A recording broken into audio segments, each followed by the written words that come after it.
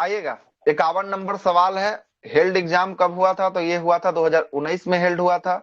22/12/2019 को ये एग्जाम को हेल्ड करवाया गया था। आइए जरा देखते हैं इसको अब 22/12/19 वाला को। पहला सवाल क्या बोल रहा है जरा देखिएगा। पहला सवाल, आते हैं पेन का कलर चेंज कर। पहला सवाल बोलता है कि विद्युत विभवांतर का एसआई इकाई क्या होने वाला है? तो विभवांतर का क्या होता है? विभवांतर का होता है वोल्ट होता है। ऑप्शन नंबर डी इसका राइट आंसर जो है कि आपको हो जाएगा। विभवांतर का क्या होगा? वोल्ट जो है कि आपको हो जाएगा, ठीक ना। विद्युत जो है कि आपको विभवांतर का ऐसा इकाई वोल्ट होता है। और इटली के प्रसिद्ध जो है कि वैज्ञानिक है ना, वोल्टा के समान जो है कि विभव की भी इकाई क्या रखा गया है? वोल्ट रखा गया है ना। और वोल्ट मीटर एक यंत्र है जिसके द्वारा किसको मापा जाता है? वोल्ट मीटर से, वोल्ट मीटर से मापा जाता है विभवांतर को जो है कि आपको मापा जाता है वोल्ट मीटर से। कूलम्ब आप विद्युत आवेश का क्या होने वाला है? तो कूलम्ब जो है कि विद्युत आवेश का मात्रक जो है कि आपको होता है। जूल, कार और ऊर्जा का एसआई मात्रक की बात करेंगे, ये दोनों का एसआई मात्रक क्या होगा? दोनों का एसआई मात्रक जो है कि आपको जूल होने वाला है। और एम्पियर किसका होगा? एम्पियर होगा। विद्युत धारा का एसआई मात्रक एम्पियर जो है कि आपको होगा। चलते हैं 52वें सवाल पे आते हैं। 52वां सवाल क्या बोल रहा है कि कोई वस्तु यदि स्थिर है या एक निश्चित वेग से एक सीधी रेखा में गति कर रही है तो वह उस पर कोई बाह्य बल नहीं लगाया जाए तो वह प्रारंभिक अवस्था में ही बनी रहेगी। यह न्यूटन का कौन सा नियम कहता है? आसान सवाल। न्यूटन का पहला नियम जो है कि आपको कहता है जड़त्व का नियम जो है कि इसे कहा जाता है पहला नियम। ऑप्शन नंबर बी जो है कि इसका राइट आंसर हो जाएगा। न्यूटन के 3 नियम है, ऑलरेडी हम लोगों ने तीनों नियम पे चर्चा कर लिया है ना। न्यूटन के गति के नियमों को अपनी पुस्तक, किस पुस्तक में प्रतिपादित किया था? तो ये प्रिंसिपिया में जो है कि आपको किया है ना। न्यूटन के पहली गति का नियम जो है कि आपको किसके नाम से? तो जड़त्व के नाम से जो है कि आपको जाना जाता है ना। और इसमें क्या मिलता है? तो बल की परिभाषा जो है कि आपको मिलता है न्यूटन के पहले गति के नियम से। दूसरा से बल का व्यंजक मिलता है क्या से? दूसरा से। अब बल की प्रकृति किससे मिलती है? तीसरी से बल की प्रकृति जो है कि आपको मिलती है। क्लियर है? आगे चलते हैं। अगला 53वां सवाल क्या बोल रहा है कि सितारों को जो है कि टिमटिमाना तारों की रोशनी में वायुमंडल के किस घटना के कारण होता है? तो किसके घटना के कारण होता है? अपवर्तन के कारण जो है कि आपको होता है। तारों का टिमटिमाना अपवर्तन के कारण होता है। अपवर्तन के कारण वायुमंडल में तारों की रोशनी का विचलन, तारों का टिमटिमाना होता है। और प्रकाश के अपवर्तन के ऊपर की चर्चा जो है कि आपको कल हम लोग इस पे चर्चा किए थे। अपवर्तन, परावर्तन, पूर्ण आंतरिक परावर्तन, सब पे चर्चा हुआ था कल। हाँ, प्रकीर्णन पे भी चर्चा हुआ था। 54 नंबर सवाल क्या बोल रहा है कि निम्नलिखित में से किसने विद्युत जो है कि आपको चुंबकीय प्रेरण की खोज जो है कि आपको किया था? किसने खोज किया? फैराडे के द्वारा जो है कि आपको किया गया था। तो विद्युत चुंबकीय प्रेरण की खोज जो है कि आपको माइकल फैराडे के द्वारा कब किया गया? फैराडे के द्वारा वर्ष 1831 में जो है कि आपको किया गया। विद्युत चुंबकीय प्रेरण की बात करते हैं, क्या है यह जो है कि आपको, है ना, विद्युत चुंबकीय प्रेरण की बात करते हैं। यह वह जो है कि आपको परिघटना है जिसमें चुंबकीय क्षेत्र द्वारा विद्युत जो है कि आपको क्या होता है? विद्युत धारा को उत्पन्न जो है कि आपको किया जाता है ना। इस चुंबकीय जो है कि आपको प्रेरण, मैग्नेटिक जो है कि इंडक्शन भी जो है कि आपको कहते हैं। जब किसी कुंडली को प्रबल चुंबकीय क्षेत्र में बल लगाकर घुमाया जाता है तो कुंडली के अंदर क्या? तो ये विद्युत धारा जो है कि आपको प्रेरित होती है। और किसी चालक को किसी जो है कि परावर्तित जो है कि चुंबकीय क्षेत्र में रखने पर उस चालक के सिरों पर कौन सा? तो उस चालक के सिरों के बीच जो है कि विद्युत वाहक बल जो है कि आपको काम करता है, उत्पन्न जो है कि आपको होने लगता है। और जब किसी जो है कि कुंडली से गुजरने वाली फ्लक्स में परिवर्तित हो जाता है तो उस कुंडली में प्रेरित विद्युत वाहक बल जो है कि आपको क्या होता है? उत्पन्न जो है कि आपको होता है। और प्रेरित विद्युत वाहक बल को क्या कहते हैं? तो इसको कहते हैं ई बराबर जो है कि आपको minus n d epsilon naught जो है कि आपको कहते हैं, या डी डॉट जो है कि आपको कहते हैं, ठीक ना। डी टी या डी डॉट जो है कि आपको कहते हैं, ठीक है। आगे चलते हैं। अगला है कि विद्युत चुंबकीय प्रेरण के दो नियम जो है कि आपको, द्वितीय नियम जो है कि आपको किसके नियम कहलाता है? तो ये लेंज का नियम कहलाता है। विद्युत चुंबकीय प्रेरण के द्वितीय नियम को ही लेंज के नियम के नाम से जो है कि आपको जानते हैं। और लेंज के नियम किसको संरक्षण संबंधित होने वाला है? लेंज का नियम ऊर्जा संरक्षण से जो है कि आपको संबंधित जो है कि आपको होने वाला है। लेंज का नियम जो है कि आपको होने वाला है। लेंज के नियम विद्युत चुंबकीय प्रेरण से संबंधित होता है। यह नियत प्रेरित धारा को दिशा निर्धारित करता है और इस नियम के अनुसार प्रेरित धारा की दिशा हमेशा उस कारण का विरोध करती है जिसका वह स्वयं जो है कि क्या करता है, स्वयं उत्पन्न होता है, उसी कारण का यह विरोध करते रहता है। आगे देखते हैं। लेंज का नियम नियम जो है कि ऊर्जा संरक्षण के सिद्धांतों का पालन करता है और इस नियम के अनुसार ऊर्जा को ना तो उत्पन्न किया जा सकता है और ना ही इसे नष्ट किया जा सकता है। ऊर्जा को एक रूप से दूसरे रूप में क्या किया जाता है, परिवर्तित जो है कि आपको किया जा सकता है। और हृदय के लिए कृत्रिम पेसमेकर, डायनेमो, ट्रांसफर आदि विद्युत जो है कि चुंबकीय प्रेरण के सिद्धांत पे काम करते हैं। तो यहाँ से प्रश्न पूछा गया है कि पेस मेकर किस पे काम करता है, तो ये भी जो है कि विद्युत चुंबकीय प्रेरण के सिद्धांत पे जो है कि आपको काम करता है। आगे चलते 55वां सवाल। 55वां सवाल बोल रहा है कि इकाई सतह क्षेत्रफल पर लंबवत लगने वाले बल को निम्नलिखित में से किससे परिभाषित किया जाता है, किससे परिभाषित होता है, ये जो है कि आपको दाब से परिभाषित जो है कि आपको किया जाता है। बिल्कुल सही है। इकाई सतह पर क्षेत्रफल लंबवत लगने वाले जो है कि बल को दाब के रूप में परिभाषित किया जाता है और दाब का एसआई मात्रक की बात करेंगे न्यूटन प्रति वर्ग मीटर जो है कि आपको होता है, जिसे ही क्या कहते हैं, जिसे पास्कल के रूप में जो है कि आपको जाना जाता है ना। द्रवों का विस्तृत अध्ययन करने वाले वैज्ञानिक जो है कि आपको ब्लेंज पास्कल के समान जो है कि आपको दाबों का मात्रक क्या होता है, दाबों का मात्रक भी जो है कि आपको पास्कल रखा गया है ना। दाब कैसी राशि है, तो दाब की बात करेंगे, दाब एक अदिश राशि है, अदिश राशि है। बल आघूर्ण बल द्वारा जो है कि एक पिंड को एक अक्ष पर पारित घुमाने की प्रवृत्ति ही बल आघूर्ण कहलाता है और यह एक ऐसी राशि है, यह एक सदिश राशि जो है कि आपको होने वाली है और इसका एसआई मात्रक की बात करेंगे, यह क्या होने वाला है, न्यूटन मीटर जो है कि आपको होने वाला है। आगे चलते हैं 56वां सवाल। 56वां सवाल बोलता है कि वह उपकरण जो विद्युत धारा उत्पन्न करने के लिए इस्तेमाल किया जाता है कहलाता है। जनरेटर मतलब होता है जनरेटर, क्या होता है, जनरेटर जो है कि आपको होता है, ठीक ना। जनरेटर यह जो है कि जनरेटर क्या कहलाता है, जनरेटर कहलाता है। यह जो है कि आपको जनरेटर एक ऐसी युक्ति है जो यांत्रिक ऊर्जा को किस ऊर्जा में, विद्युत ऊर्जा में जो है कि आपको परिवर्तित करती है ना। जबकि विद्युत जनरेटर माइकल फैराडे के विद्युत चुंबकीय प्रेरण के सिद्धांत पर जो है कि आपको काम करता है। गैल्वेनोमीटर है ना, एक ऐसे विद्युत चुंबकीय उपकरण है जिसका उपयोग विद्युत धारा की मात्रा को पता लगाने के लिए, किसका प्रयोग किया जाता है, विद्युत धारा की मात्रा को पता लगाने के लिए गैल्वेनोमीटर का प्रयोग जो है कि आपको किया जाता है। गैल्वेनोमीटर का नामकरण एंड्री मैडी एम्पियर के द्वारा जो है कि आपको किया गया था। और विद्युत मोटर की बात करेंगे, यह जो है कि यांत्रिक उपकरण है जो विद्युत ऊर्जा को किस ऊर्जा में परिवर्तित करता है, विद्युत को यांत्रिक ऊर्जा में जो है कि आपको बदलता है और यह भी जो है कि विद्युत चुंबकीय प्रेरण के सिद्धांत पे काम करता है। चलिएगा आगे चलते हैं 57। सर एमीटर और गैल्वेनोमीटर में मतलब क्या डिफरेंस है? मीटर जो है कि आपको किसको मापता है बताइए, विद्युत धारा को। हाँ विद्युत धारा को। गैल्वेनोमीटर ये भी तो विद्युत धारा सर आवेश का मतलब विद्युत का ये करता है सर, पर्जेंस को बताता है कि जा रहा है कि नहीं जा ये रहा है। आमीटर जो है कि आपको बताता है कि जा रहा है कि नहीं जा रहा है ना, सर, ये जा रहा है कि नहीं। सर गैल्वेनोमीटर बताता है। सॉरी आमीटर बोल रहा है। गैल्वेनोमीटर जो है कि आपको बताता है सर्किट में फ्लो हो रहा है कि नहीं हो रहा है, इसके बारे में जानकारी देता है। और सर्किट में किस लेवल से फ्लो हो रहा है उसको एमीटर में जो है कि आपको व्यक्त किया जाता है, एमीटर के माध्यम बोल सकते हैं, इंडिकेटर बोल सकते हैं, है ना जी। आगे चलते हैं। निम्नलिखित में से कौन से जो है कि आपको उष्मा का इकाई नहीं है, कौन से उष्मा का इकाई नहीं है, तो फोन नहीं होने वाला है। बीटीयू है ना, बीटीयू होता है कैलोरी होता है, ऊर्जा जो है कि आपको होता है ना। फोन उष्मा की इकाई नहीं होती है। फोन जो है कि किसकी, फोन जो है कि इकाई होती है ध्वनि की होती है। ध्वनि शोर या प्रबलता की स्तर की इकाई या मात्रा क्या होती है, फोन होती है।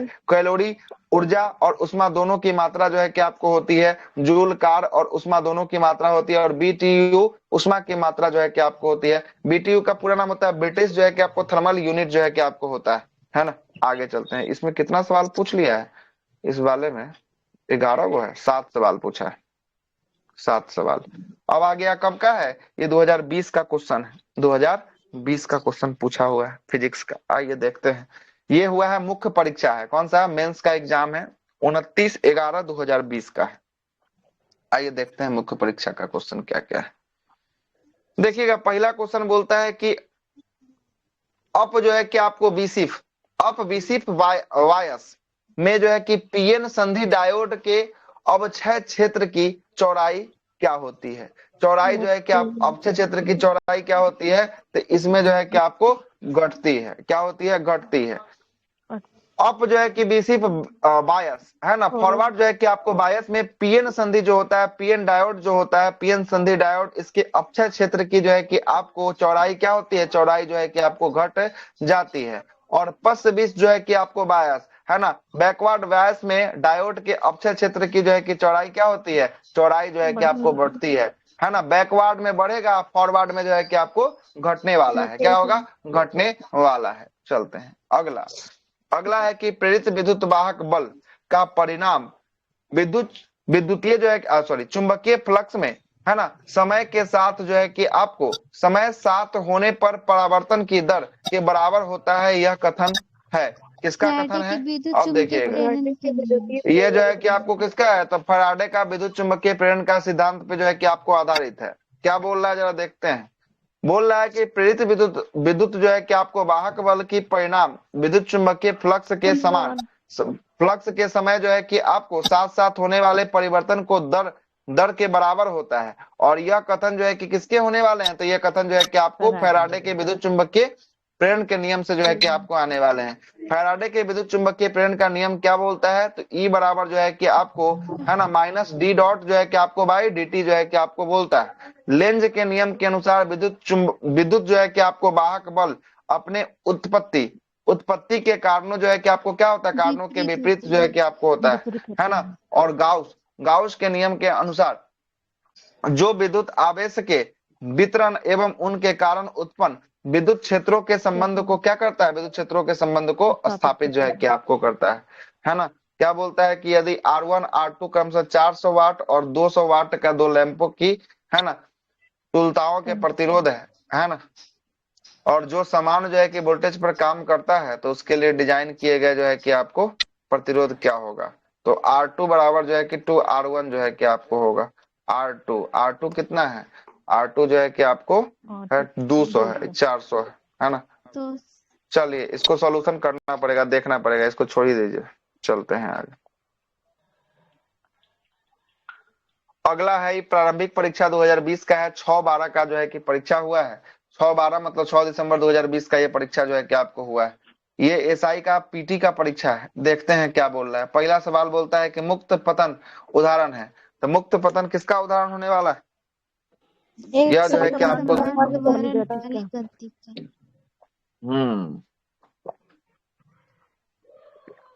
एक समान जो है कि त्वरण वाली गति का जो है कि उदाहरण होने वाला है। मुक्त पतन जो है कि आपको होने वाला है। मुक्त पतन उदाहरण है एक समान जो है कि त्वरण वाली गति का, है ना। जब लिफ्ट में एक पिंड का भार जो है कि परिवर्तन की बात करेंगे, लिफ्ट में पिंड का भार में कब कब परिवर्तन होगा, जब त्वरण के साथ ऊपर जाएगा तो क्या होगा, बढ़ा कि घटा, बढ़ा जाएगा। जब त्वरण के साथ नीचे आएगा तब क्या होगा, घट जाएंगे। जब एक समान चाल से ऊपर नीचे जाएगा तब क्या होगा, कोई परिवर्तन नहीं होगा, कोई परिवर्तन जो है कि आपको नहीं होगा। ठीक है, कोई परिवर्तन जो है कि आपको नहीं होगा। तो पहला पॉइंट खत्म, दूसरा पॉइंट खत्म, तीसरा पॉइंट खत्म। चलते हैं चौथा पॉइंट में क्या लिखा है। चौथा पॉइंट में लिखा है कि यदि उतरते समय लिफ्ट की डोरी टूट जाती है, लिफ्ट की अगर डोरी टूट जाती है तो पिंड का भार जो है कि क्या हो जाता है, शून्य हो जाता है। क्या हो जाता है, भारहीनता हो जाएगा, शून्य हो जाएगा। तो इसमें कैसी स्थिति, तो भारहीनता की स्थिति जो है कि आपको हो जाएगी। और 5वां नंबर का बात लिखा है, यदि लिफ्ट जो है कि नीचे उतरते समय लिफ्ट का त्वरण गुरुत्वीय त्वरण के मान से अधिक हो जाएगा तो पिंड जाकर किसका, इसके छत में जाकर जो है कि आपको टकरा जाएगी। यही जो है कि 5 को इसमें होता है। आगे चलते हैं। समान ताप पतन दर प्रति 1000 मीटर पर क्या होता है ना। अच्छा, तो 1000 मीटर की बात करेंगे तो आपको पता है कि 165 मीटर अगर ऊपर जाते हैं तो 1 डिग्री सेंटीग्रेड की कमी आती है टेम्परेचर में। ठीक है, तो 1000 है ना, तो 1000 है तो यही 6.5 डिग्री सेंटीग्रेड की क्या आएगी, कमी जो है कि आपको आने वाली है। क्या आएगी, कमी जो है कि आपको आएगी। ठीक है, इसके हिसाब से ओवरऑल निकाल दिया है ना 1000 मीटर पे। अगला देखिएगा, समान परिस्थिति में 165 मीटर ऊपर जाने पर जो है कि कितना डिग्री का गिरावट आता है, लिखा है यहाँ पर 1 डिग्री का गिरावट जो है कि आपको आता है। और जितना ज्यादा ऊपर जो है कि चले जाएंगे तापमान, उतना ही क्या हो जाएगा, उतना ही कम जो है कि आपको होते जाएगा। क्षोभ मंडल में तापक्रम के समान स्तर जो है कि आपको 6.5 डिग्री सेंटीग्रेड कम होती है। कितना पर? 1000 मीटर पर जो है कि आपको कम होती है। ठीक है ना, आगे चलते हैं। पारा जमता है, कितना पर जमता है पारा? -39 डिग्री सेल्सियस। -39 डिग्री सेंटीग्रेड पे पारा जमता है। जबकि वही बात करेंगे, अल्कोहल जमता है। अल्कोहल कितना पे जमता है? -114 डिग्री सेंटीग्रेड। हाँ, माइनस जो है कि 114 डिग्री सेंटीग्रेड पे जो है कि अल्कोहल भी जो है कि आपको फ्रीज हो जाता है। ठीक ना। और सबसे न्यूनतम तापमान ज्ञात करने के लिए हीलियम गैस तापमापी का प्रयोग जो है कि आपको किया जाता है। परम शून्य टेम्परेचर का मान कितना होता है? -273 डिग्री 273 डिग्री सेंटीग्रेड। हाँ सेंटीग्रेड। सेंटीग्रेड होता है, ये सेंटीग्रेड होता है। 0 केल्विन होगा, क्या होगा? 0 केल्विन जो है कि आपको होगा। ठीक है ना, आगे चलते हैं। अगला है कि निम्नलिखित में से कौन सा जो है कि LCR परिपथ के अनुनाद की अवस्था का सही जो है कि आपको रूप नहीं है। तो ये है W बराबर जो है कि क्या है, 1/LC जो है कि आपको है। इसके बारे में भी देखना होगा अच्छे से, है ना। LRC देखे दिया ही हुआ है, नीचे देख ही लेते हैं। LRC जो है कि परिपथ में अनुनाद की जो है कि अवस्था में, अनुनाद की अवस्था के लिए LC जो है कि आपको सही नहीं है। ठीक ना। जब जब किसी परिपथ में प्रेरिकत्व L एक सिरा पर धारिता C से तथा धारिता को पुनः जो है कि प्रतिरोध R को श्रेणी क्रम में जोड़ दिया जाता है या जोड़ा जाता है, तो संपूर्ण परिपथ को, है ना, एक प्रतिवर्ती जो है कि आपको धारा स्रोत से जोड़ दिया जाता है। तो इस प्रकार जो है कि OGR को LCR परिपथ भी जो है कि आपको कहते हैं। यही जो है कि LCR जो है कि आपको, ये तीनों को जो है कि आपको जोड़ा गया तो ये क्या हो गया? LCR हो गया।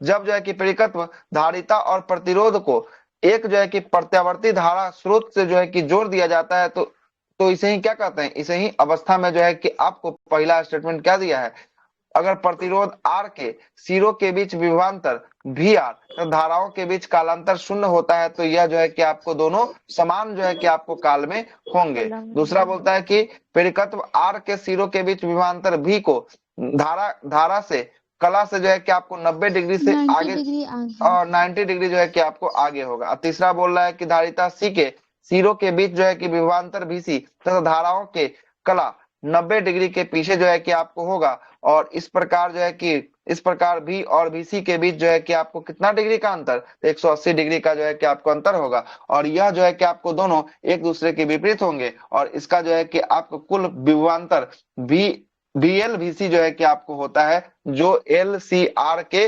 परिमाणी जो है कि आपको विभवांतर है ना। छोड़िए, आगे ही चलते हैं। आगे क्या दिया है? 64 नंबर छोड़िए। अगला सवाल दिया है कि वायु दाब को मापने वाला यंत्र कौन सा है? तो वायु दाब को बैरोमीटर से जो है कि आपको मापा जाता है ना। वायु दाब को बैरोमीटर से मापा जाता है। और नीचे क्या दिया है? एनीमोमीटर। एनीमोमीटर से क्या मापा जाता है? तो पृथ्वी तल में पवन का वेग जो है कि आपको, है ना, पवन का वेग जो है कि आपको एनीमोमीटर से मापा जाता है। दिए हुए परिपथ में कुल प्रतिरोध जो है क्या? अच्छा, परिपथ यहाँ देवे नहीं किया तो कुल प्रतिरोध कहाँ से निकला? अच्छा, फिगर नहीं दिया। ठीक ना, फिगर नहीं दिया है, क्वेश्चन वैलिड नहीं हुआ, है ना, क्वेश्चन वैलिड नहीं है। आगे चलते हैं। और 2021 का सवाल है, बिहार पुलिस वन पदाधिकारी का सवाल है 2021 का। श्वेत प्रकाश में 7 रंग होते हैं, इस तथ्य की खोज निम्नलिखित में से किस वैज्ञानिक ने जो है कि आपको किया था? न्यूटन के द्वारा जो है कि आपको किया गया था। बिल्कुल सही है। श्वेत प्रकाश 7 रंग के होते हैं, इसकी खोज जो है कि आपको किसके द्वारा? न्यूटन के द्वारा किया गया। जब श्वेत प्रकाश को प्रिज्म से गुजारा जाता है तो यह कितने रंगों में विभक्त हो जाता है? 7 रंगों में विभक्त हो जाता है। और इस घटना को वर्ण विक्षेपण के नाम से जो है कि आपको जानते हैं, है ना। लाल हरा नीला प्राथमिक रंग जो है कि आपको कहलाता है ना। और रंगीन टेलीविजन में प्राथमिक रंग जो है कि लाल हरा और नीला का ही उपयोग जो है कि किया जाता है। और पीला मेजेंडा और सियान, जिसे पिकॉक नीला कहते हैं, यह द्वितीयक रंग जो है कि आपको कहलाता है। क्या कहलाता है? द्वितीयक रंग जो है कि आपको कहलाता है। देखिएगा यहाँ पर लिस्ट बना देते हैं थोड़ा सा। यहाँ हो गया रेड, हो गया लाल, हो गया हरा, हो गया, और यहाँ हो गया नीला, हो गया, है ना, नीला हो गया, यही ना है। अब यहाँ पे आते हैं, द्वितीयक रंग यहाँ पे बनेगा, तीनों में एक हो जाएगा। लाल हरा मिलेगा तो यहाँ क्या बनेगा? पीला बनेगा, है ना। हरा और नीला मिलेगा तो क्या बनेगा? यह जो बनेगा पिकॉक नीला बनेगा, है ना। और ये रेड और जो है कि नीला मिलेगा तो क्या बनेगा? रेड नीला, हाँ मजेंटा जो है क्या बनेगा। सातों को मिला देंगे तो यहाँ पर सातों जो बनेगा वो क्या बनेगा? सफेद मिलेगा। क्या मिलेगा? सफेद जो है कि आपको मिलेगा, सफेद जो है कि आपको मिलेगा। क्लियर है? आगे चलते हैं,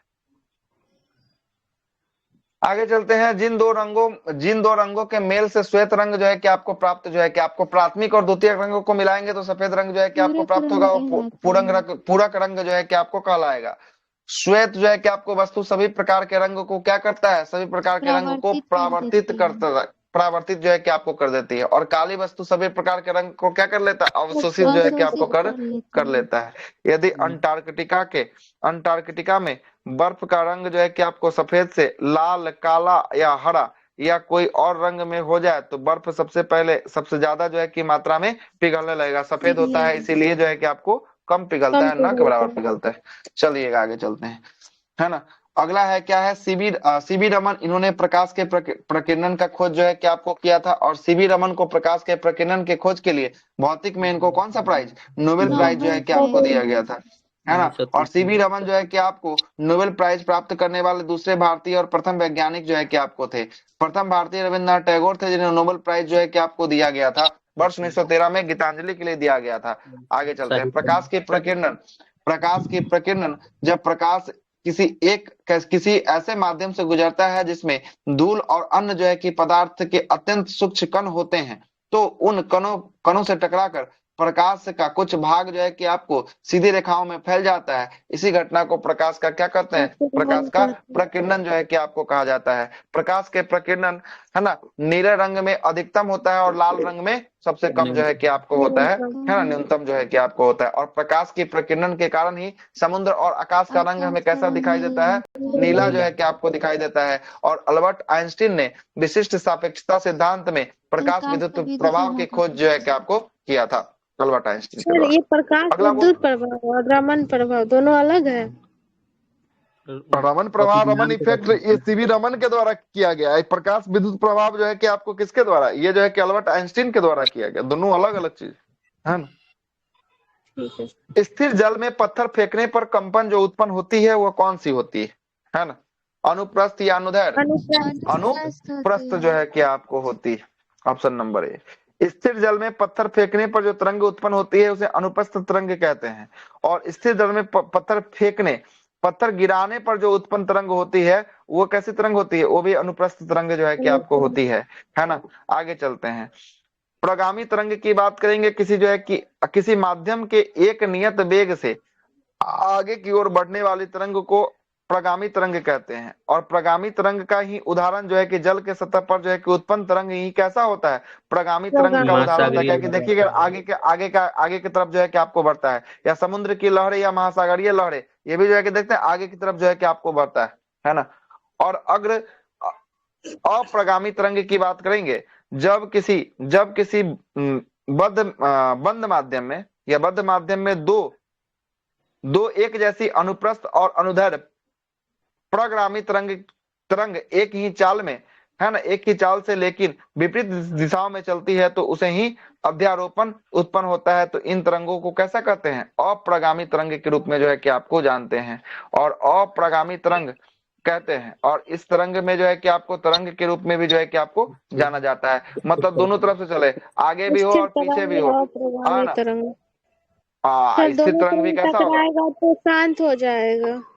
हाँ, शांत हो जाएगा तो वो तो स्थिर हो ही गया ना। तो स्थिर हो गया तो अप्रगामी हो गया फिर, है ना। स्थिर जैसे ही होगा तो वो अप्रगामी हो जाएगा। क्लियर? आगे चलो। अगला सवाल बोल रहा है 68 नंबर। किसी चालक का प्रतिरोध आधा कर देने से चालक के तापमान पर क्या प्रभाव पड़ेगा? चालक का प्रतिरोध को आधा कर दीजिएगा तो उसका जो है कि क्या होगा? तो इसका भी जो है कि आपको आधा जो है कि आपको हो जाएगा। Option number B. किसी चालक का प्रतिरोध आधा कर देने से उसके चालक के तापमान भी क्या हो जाएंगे? चालक के तापमान भी जो है कि आपको आधा हो जाएंगे, है ना। जूल के नियम के अनुसार किसी चालक में उत्पन्न उष्मा का मान जो है कि आपको धारा के वर्ग और प्रतिरोध के समय के समानुपाती होता है।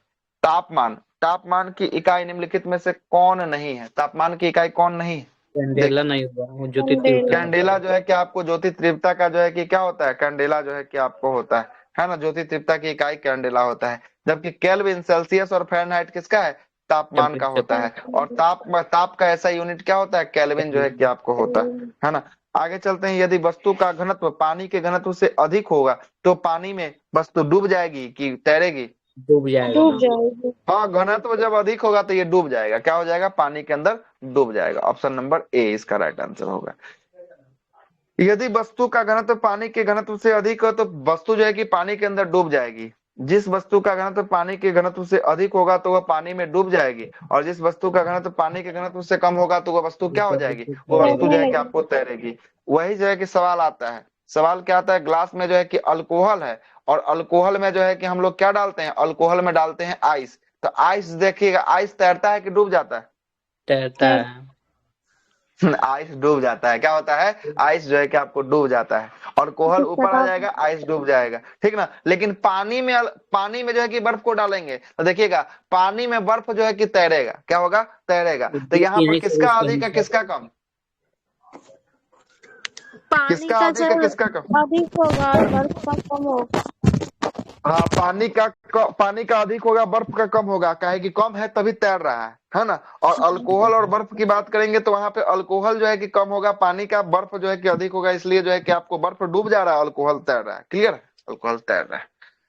चलिएगा आगे चलते हैं। सुई पानी में डूब जाता है क्योंकि सुई का घनत्व पानी के घनत्व से क्या होता है, पानी के घनत्व से ज्यादा होता है ना। और नाव पानी में तैरता है क्योंकि नाव का घनत्व पानी के घनत्व से क्या होता है, कम जो है कि आपको होता है, क्या होता है, कम जो है कि आपको होता है। आगे चलते हैं। और बराबर रहेगा तो सर, आगे क्या बोलते हैं, और डेंसिटी दोनों का बराबर रहेगा तो तो डेंसिटी दोनों का बराबर आएगा तो कभी जो है कि अप डब होगा, कभी जो है कि वो डूबेगा तो इसको जो ऊपर आएगा, कभी ये डूबेगा तो कभी ये ऊपर आएगा, ऐसा ही जो है कि आपको होगा, है ना। ठीक है सर। जब भी जो है कि तैरना होगा ना, तो तैरना होगा तो पानी के लेवल में चला जाएगा, फिर जो है कि वो तैरेगा नहीं, बराबर पानी के पे ही अंदर ना वो सर लेवल। नाव तैरता है। जैसे क्या, पानी का जो घनत्व रहेगा सो, और नाव का घनत्व रहेगा सो, दोनों मतलब इक्वल रहेगा तब ना, मतलब उससे नाव का घनत्व पानी के घनत्व से ज्यादा होना चाहिए। नहीं, नाव का घनत्व जो है ना पानी के घनत्व से कम होना चाहिए, ज्यादा होगा तो फिर डूबिए जाएगा, है ना। ज्यादा होगा तो फिर डूबिए जाएगा, कम होना चाहिए तभी ना तैरेगा, कम होना सर कोई भी चीज जो नाव डूबता कब है तैरेगी? 1/11 और 9/11 वाला सुनिए बताया ना सर। सिन्हा सर, सिन्हा अरे वो सर तो अलग कॉन्सेप्ट अलग है, 1/11 9/11, हाँ वो कॉन्सेप्ट अलग है, बोलिए। बोल रहे हैं कि नाव जब तैरता है ना तो अपना एरिया कम लेता है, इस धना तो भी कम होता है, इस चलते वो तैरते रहता है। ठीक है, हाँ वही तो बात बोल रहे हैं कि घनत्व कम होगा तभी ना पानी तैरेगा, हाँ घनत्व अधिक हो जाएगा तो फिर डेंसिटी डूबिए जाएगा, कम रहता है तब नाव का, तैरेगा कहाँ तब, इसीलिए तैरता है। है ना, तब तो डूबिए जाएगा। जिस इसलिए चीज सर को मनुष्य तैरना है, मनुष्य जिसमें लेट के तैरना है, तैरता है, उससे वो घनत्व खड़ा उसका खड़ा नहीं कम होना तैरता चाहिए, है। बस इतना ही समझिएगा। सर हाँ, सर मनुष्य जो है वो लेट के तैरता है, मतलब उसका क्षेत्रफल में मतलब ये ज्यादा हो जाता है, तब वो तैर पाता है। सीधा रहेगा तो आवाज डूब ही नहीं आ रहा जाएगा। सही से, सीधा भी तो तैरता है। सीधा भी तैर आवाज नहीं आ रहा है, मेरा आवाज कट कट के जा रहा है क्या, आ रहा है सर। नहीं सर, आ रहा है। आवाज आ रहा है। देखिए, जिस चीज में इसको तैराना है उसका घनत्व कम होना चाहिए तभी वो तैरेगा, अधिक घनत्व होगा डूब जाएगा, बस इतना ही कॉन्सेप्ट याद रखिए, ठीक ना। जहां पे जिसको तैरना है उसका घनत्व क्या होना चाहिए, अधिक होना चाहिए, सीधा सीधा बात है ना। आगे चलते हैं। अगला है 71 नंबर सवाल। 71 नंबर सवाल क्या बोलता है, 71वां सवाल बोलता है कि समतल दर्पण का प्रतिबिंब बनता है, समतल दर्पण पर कैसा प्रतिबिंब बनता है, सीधा और आभासी, आभासी और पार्श्व उल्टा बनता है। इस बात को भी याद रखिएगा, पार्श्व उल्टा बनता है, ठीक ना। समतल दर्पण पर बना प्रतिबिंब सीधा, आभासी और वस्तु के आकार का जो है कि आपको बनता है, और समतल दर्पण पर प्रतिबिंब जो है कि आपको दर्पण के पीछे ही उतनी दूरी पर बनता है जितना दूरी पर वो वस्तु खड़ा होगा, उतनी दूरी पर उतना पीछे जो है कि आपको बनता हुआ नजर सर आएगा, ये है कैसे ना। हो सकता है सर? क्या, सर मतलब जो दर्पण होता है उसका उतना मोटाई नहीं होता है जितना कि हम दूरी ले लेंगे सर, वो तो बहुत पतला होता है दर्पण में। आप क्या कहना चाह रहे हैं बताइए ना, कहना क्या चाह रहे हैं, मोटाई से छोड़िए, क्या कहना चाह रहे हैं बताइए। सर जैसे मतलब उसमें सब कुछ होता है ना, जितना आगे रखेंगे उतना पीछे बनता है, या आवाज फिर नहीं आ रहा, जितना आप लोग को आवाज पीछे सुनाई दे रहा है इनका? क्या बोल रहे हैं, आ रहा है सर। क्या बोल रहे हैं बताइए? रखता है सर। नहीं समझ में आ रहा है क्या बोलना चाह रहा है। सर वो बोल समतल रहे थे जितना हेलो, आगे वस्तु को रखेंगे उतना पीछे प्रतिबिंब बनेगा, तो उतना मोटा सर होता कहाँ है सर दर्पण, ये पूछ रहे। अरे मोटा हेलो। से इसमें कर लेना, नहीं होता है। मोटा मोटा पतला पतला से से। क्या मतलब है इसमें? इसमें मोटा पतला से कोई मतलब ही नहीं है। इसमें मोटा प्रतिबिंब पतला प्रतिबिंब थोड़ी ना इसमें बनाना है, इसमें समान आकार का प्रतिबिंब बनता है। आप जितना चलिए कह रहा है कि मीटर, ये जो आप मिरर है, मिरर से अगर आप 1 मीटर के डिस्टेंस पर खड़े हैं, दोनों के बीच का डिस्टेंस 1 मीटर है, तो वही जो है कि मिरर में भी अंदर की तरफ जो है कि क्या बनेगा, 1 मीटर के डिस्टेंस पे आपको बनेगा, ये चीज बोल रहा है इसमें। एक जितना आप उससे मीटर पीछे सर खड़े अंदर रहेंगे, होता है ना। है मिरर में सर, आज 1 मीटर होता है। बात नहीं समझे, ये अब बात नहीं काल्पनिक ही समझे। रहता ये है ना, पूरा एरिया जो है काल्पनिक। ना, अब एरिया में जो है कि आपको काल्पनिक वाला ना है, काल्पनिक वाला जो है कि आभासी नहीं आपको ना दिखता है, आभासी है ना। प्रतिबिंब बनता है। हाँ, हम्म, आभासी प्रतिबिंब ना है, नेचुरल थोड़ी ना बन, आभासी बन इसमें रहा है, मिरर पे आभास रख हो के रहा है। देखिएगा, आगे जाइएगा तो वो भी आगे जाएगा, पीछे जाइएगा तो वो भी पीछे जाएगा।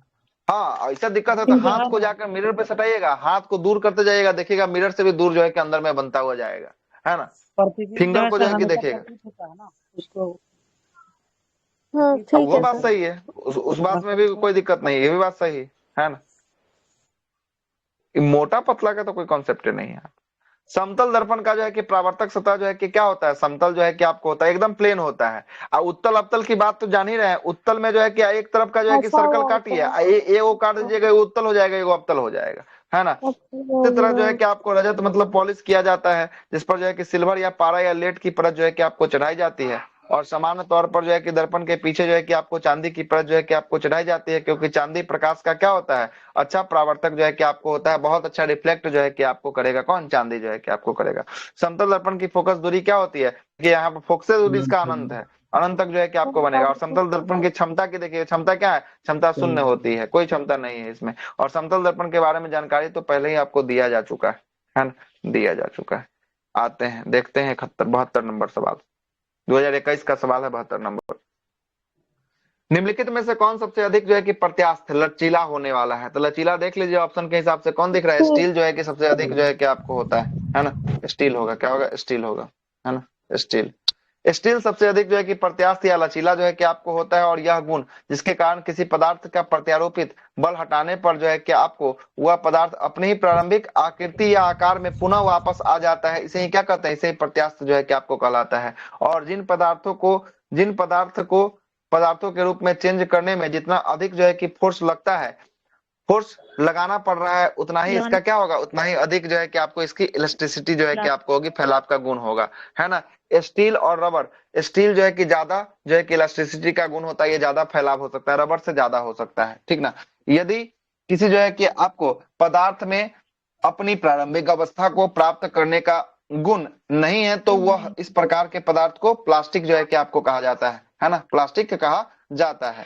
ठोस पदार्थ का प्रत्यास्थ अंतर आणविक बल अधिक होता है, अधिक होने के कारण ये जो है कि आपको अधिक होता है। और विरूपक जो है कि बल यह सीमा है जिसके अंतर्गत पदार्थ जो है कि आपको प्रत्यास्था का गुण विद्यमान होता है, उसे ही प्रत्यास्था सीमा जो है कि आपको कहते हैं, ठीक है ना। अगला सवाल 73 नंबर, निम्नलिखित में से किसका तरंग दर सबसे कम होता है? सबसे कम तरंग दर देखिएगा, सबसे कम तरंग दर एक्सरे का जो है कि आपको हो जाएगा, ठीक ना। लिस्ट हम भेजे थे उस वाले में देख लीजिएगा, एक्सरे का सबसे कम जो है कि आपको होता है, एक्सरे का तरंग दर सबसे कम होता है विकल्प के अनुसार।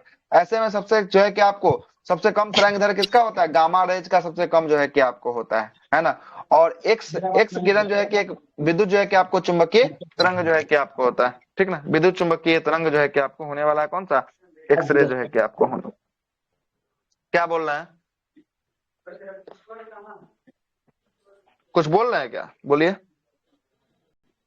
चलिए आगे चलते हैं, आगे देखिएगा, आगे क्या बोलता है, आगे बोल रहा है कि यदि किसी आवेश आवेश को विद्युत क्षेत्र या चुंबकीय क्षेत्र में लंबवत दोलन कराया जाता है, तो यह एक जो है कि कंपन, एक तरंग कंपन उत्पन्न करता है, जिसे ही संचरण की दिशा में इन तरंगों को लंबवत जो है कि आपको होती है इन विद्युत चुंबकीय तरंग, इसे ही क्या कहते हैं, विद्युत चुंबकीय तरंग कहते हैं।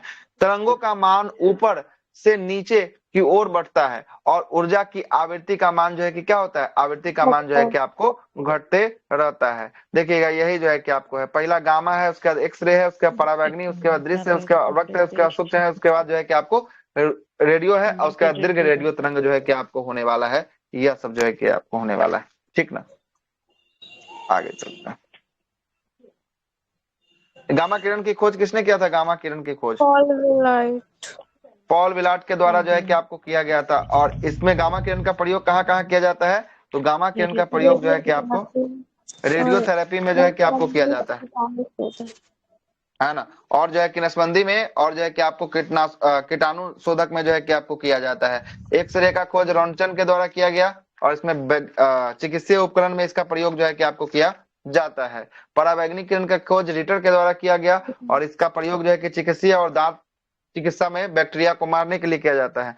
दृश्य किरण का खोज किसके द्वारा? न्यूटन के द्वारा जो है कि आपको किया गया है ना, और इसका प्रयोग जो है कि हम किसी वस्तु को जो है कि आपको देखने के लिए जो है कि आपको करते हैं, है ना। अवरक्त किरण का खोज विलियम हर्शेल के द्वारा जो है कि आपको किया गया था, विलियम हर्शेल के द्वारा, है ना। और इसका प्रयोग जो है कि किसके लिए? अवरक्त का फोटोग्राफी करने के लिए जो है कि आपको किया जाता है, या सिकाई करने के लिए जो है कि आपको किया जाता है। और लघु दीर्घ रेडियो तरंग का खोज हेनरिक हर्ट्ज के द्वारा किया गया, और इसका प्रयोग जो है कि किसके लिए? रेडियो, टेलीविजन, टेलीफोन इत्यादि में जो है कि आपको किया जाता है। लघु का भी, और दीर्घ का खोज किसने किया था? लघु का खोज किया है हेनरी हर्ज, और दीर्घ का खोज किया है मार्कोनी के द्वारा, है ना। मार्कोनी के द्वारा जो है कि आपको दीर्घ का खोज जो है कि आपको किया गया है। अगला 74 नंबर सवाल बोल रहा है। 74। अच्छा, लघु मतलब छोटा रेडियो तरंग, दीर्घ मतलब बड़ा रेडियो तरंग, है ना। आगे चलते हैं। प्रकाश तरंग और ध्वनि तरंग के बीच का अंतर निम्नलिखित में से किस घटना पर आधारित है? बताइए। ध्रुवीकरण जो है कि आपको एक का किया जा सकता है, एक का ध्रुवीकरण नहीं किया जा सकता है। यही जो है कि घटना इस दोनों के बीच जो है कि आपको आधारित होने वाला है ना।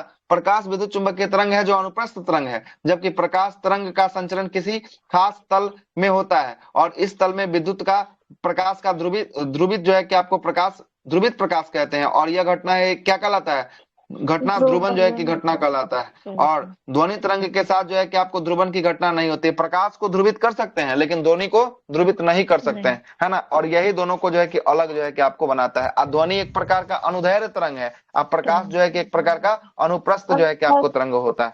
चलिए आगे चलते हैं। 75। चलती कार में अचानक ब्रेक लगने पर यात्री जो है कि आगे की ओर झुक जाते हैं। किसका नियम है जी? जड़त्व का नियम है। गति का जड़त्व जो है कि आपको होगा, क्या होगा? गति का जड़त्व जो है कि आपको होगा। न्यूटन के पहले नियम से जो है कि आपको ये होता है। न्यूटन का पहला नियम तो हम लोग देख ही चुके हैं, है ना। आइए अगला बोलता है कि मानव नेत्र में किस भाग पर किसी वस्तु का प्रतिबिंब बनता है? हो चुका है क्वेश्चन, ऑलरेडी रिपीट है। कहाँ पे? रेटिना पे जो है कि आपको बनता है ना। रेटिना को ही दृष्टि पटल जो है कि आपको कहा जाता है। जो आंख का सबसे पिछला भाग जो होता है वो रेटिना जो है कि आपको होता है। इस पे चर्चा हम लोग ऑलरेडी किए हैं है ना। चलिए इसको नहीं पढ़ते हैं, आते हैं 77 नंबर। भूमध्य रेखा पर ध्रुवों की ओर जाने पर जी अर्थात गुरुत्वीय जो है कि त्वरण का मान क्या होता है? भूमध्य रेखा से जी की तरफ जाएंगे तो क्या होगा? बढ़ता है। भूमध्य रेखा से अगर जी की तरफ जाएंगे तो जो है कि आपको बढ़ता है। भूमध्य रेखा से ध्रुवों की ओर जाने पर जी का मान गुरुत्वीय त्वरण का मान बढ़ता है, और ध्रुव से भूमध्य रेखा की ओर जाने पर जी का मान जो है कि आपको क्या होता है? घटता है, मतलब घटेगा। ऊपर जाएंगे तो बढ़ेगा, नीचे जाएंगे तो जो है कि आपको घटेगा। भूमध्य रेखा पे सबसे कम चलेगा। ध्रुव पर जी का मान जो है कि आपको क्या होता है? सर्वाधिक होता है। और विषुवत रेखा पर जी का मान क्या होता है? विषुवत रेखा पर जी का मान जो है कि आपको न्यूनतम जो है कि आपको होता है। और पृथ्वी के केंद्र पर जी का मान क्या होता है? जी का मान भी जो है कि आपको न्यूनतम जो है कि आपको होता है। जीरो हो जाएगा ना। हाँ, तो यहाँ जीरो ले लीजिए, तो जीरो ही तो एक न्यूनतम के बराबर ही तो हो गया, है ना। नहीं सर, न्यूनतम विषुवत पे, और ये जीरो हो जाएगा अंदर में केंद्र पे। हाँ, तो वही चीज लिखा है इसमें, न्यूनतम लिख दिया है। और पृथ्वी के सतह से ऊपर या नीचे जाने पर गुरुत्व त्वरण का मान क्या होता है? पृथ्वी के सतह से अगर ऊपर भी जाते हैं या नीचे भी जाते हैं, ऊपर नीचे जाने पर जी का मान जो है कि आपको घटता है। क्या होता है? घटने लगता है। और पृथ्वी की घूर्णन गति को अगर बढ़ा देंगे तो जी का मान क्या हो जाएगा? जी का मान कम हो जाएगा। क्या हो जाएगा? कम हो जाएगा। आप पृथ्वी की घूर्णन गति को अगर घटा देंगे तो जी का मान क्या होगा? जी का मान जो है कि आपको बढ़ जाएगा, है ना। यदि पृथ्वी अपने वर्तमान कोणीय चाल से 17 गुना अधिक चाल से चलने लगे तो भूमध्य रेखा पर वस्तु का रखा हुआ भार क्या हो जाएगा? शून्य जो है कि आपको भार जो है कि आपको हो जाएगा। और जी का मान की गणना करने के लिए छोटा जी का मान कितना होता है 9.8 मीटर पर सेकंड जो है कि आपको होता है छोटा जी का मान। अब बड़ा जी का मान आपको पता है 6.67 उन्हें 10 के power -11 newton metre square by kg square जो है कि आपको होता है ना। चलिए बहुत अच्छा सवाल हो गया खत्म यहाँ तक। अब आते हैं 2021 26/12/2021 यहाँ से कल देखेंगे ठीक ना। 78 नंबर सवाल से कल जो है कि आपको शुरुआत करेंगे ठीक है। 78 नंबर पृथ्वी सवाल अगर रुक जाएगी तो जी का मान